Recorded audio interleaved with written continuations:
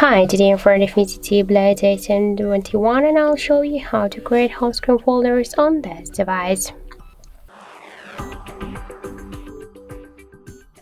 So to do that, we should press and hold the application and then drag this app to another one. So as you can see, by this way we can create a new folder and to add here more applications.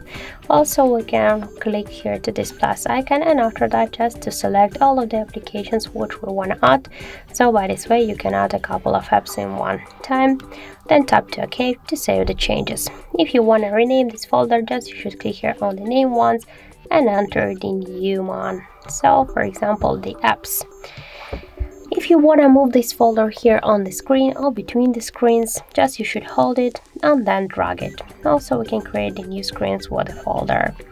So if you want to remove the application from here, you just should hold it and drag it here to the home screen. If you want to just remove a couple of apps in one click, just unselect them.